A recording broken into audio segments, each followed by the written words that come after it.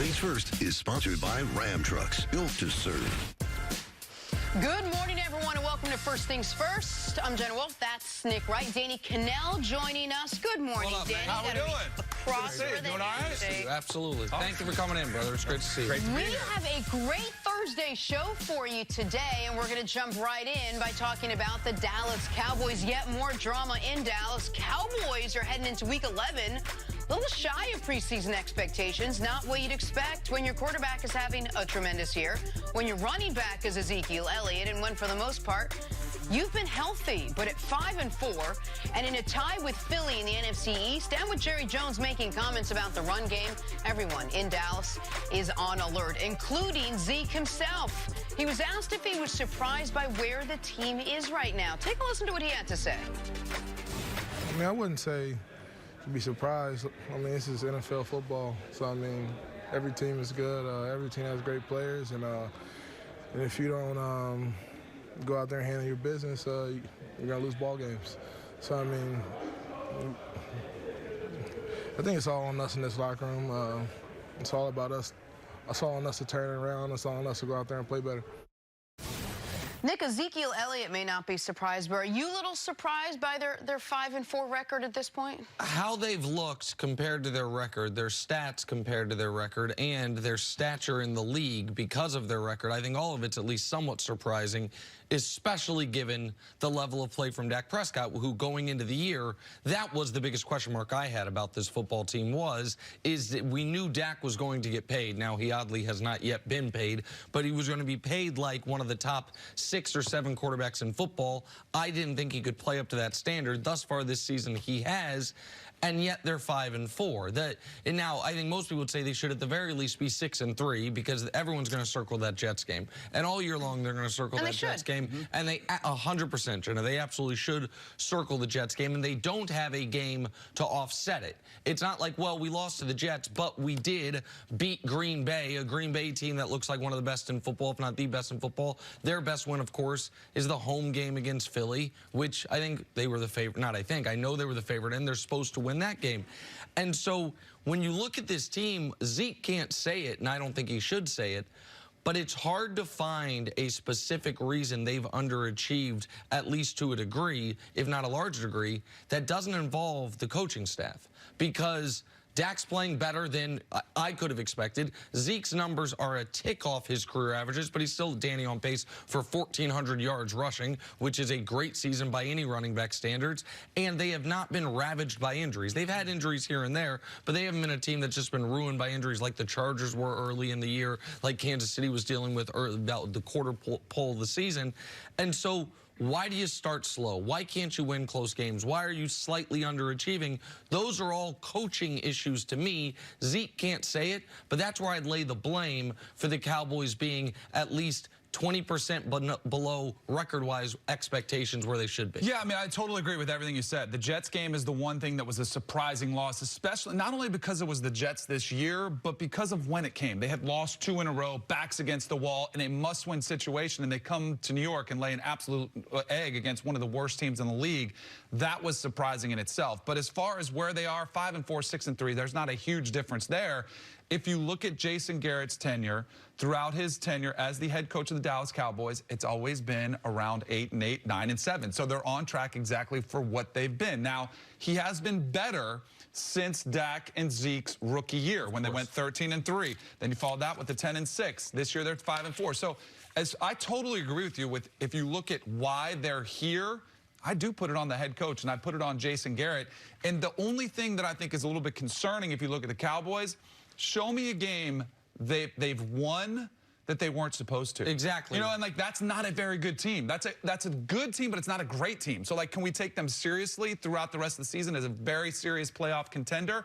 I have very big doubts about that. And this is where the schedule matters, is that you look at it and you're like, hold on, they have been favored in 7 of their games. They only have 5 wins. They've been underdogs, so all their wins they were supposed to have. 2 of their losses they were supposed to win, and then the 2 games they were underdogs, the game against New Orleans where they were a tick underdog, and the game against Green Bay, they end up coming up short. That's the biggest disappointment. In fact, you know what, while I'm saying that, I realized they were actually a slight favorite against Green Bay. So they've been the Vegas favored in 8 of their 9 football games, and yet they sit here today with only 5 victories. Dan, you said they're a good team, they're not a great team. Why aren't they a great team? Dak Prescott's having a great year. Ezekiel Elliott is basically on par. They got Amari Cooper, who's been a little banged up, still playing. For the most part, they've been healthy.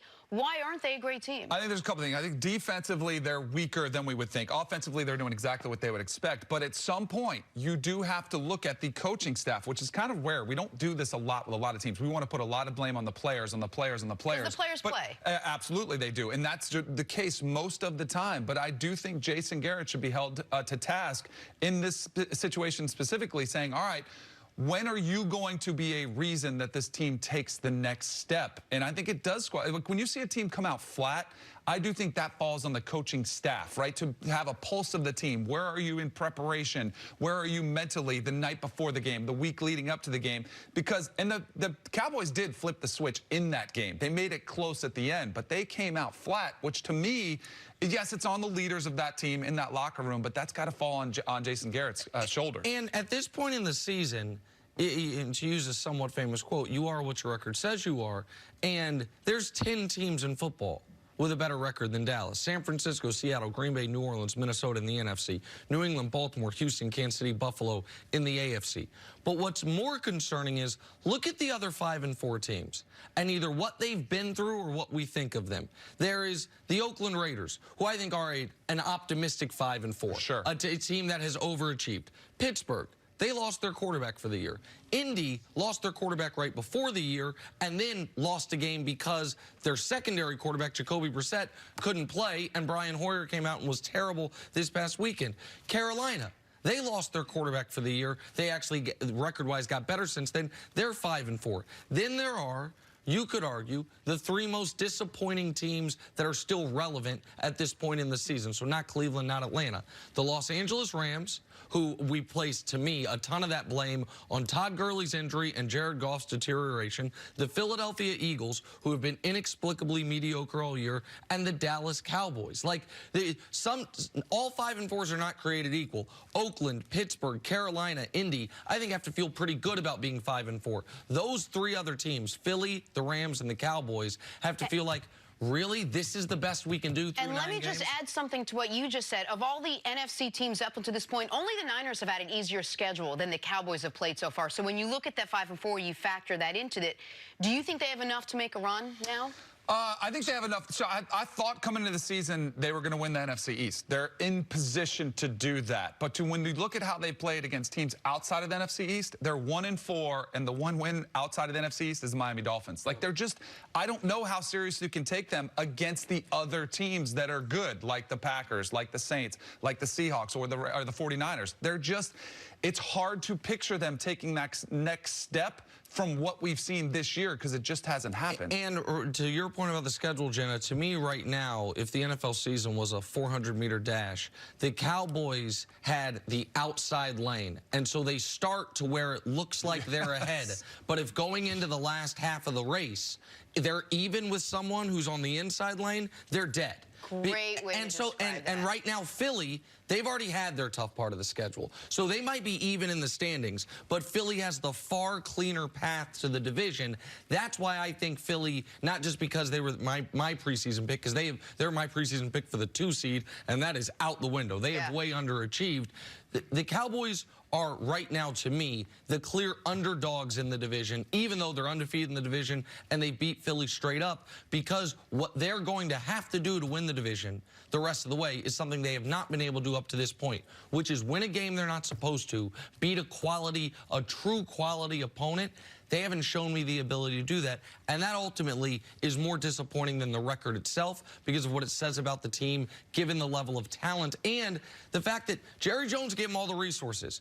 All those guys, it's not like, man, we can't bring Zeke. We're going to trade Zeke because we can't pay him. Here. They brought everyone back. They said, we'll deal with 2022 problems in 2022. Let's try to win right now. And instead, they're right in that mediocre range where they don't want to be. The next 2 weeks, 2 road trips at Detroit and at New England. You're going to find out a lot more about this Dallas Cowboys team. The problem is, I think they probably go 1-1, and we're having the exact same discussion in a few weeks. Good. It's good for ratings. Yeah. Danny, I don't know if you've been here for Thursday night during football season. We all hang out at Nick's house for Thursday night football. It's not hard, actually. Yeah, party's at Nick's. Let's go. We'll discuss that plus the game itself. Red Hot Steelers sending Baker and the Browns back in the wrong direction. That's next on FS1. You can always check us out on the Fox Sports channel on Sirius XM. We're back after this. In all seriousness, Danny, you are welcome to come. We'll be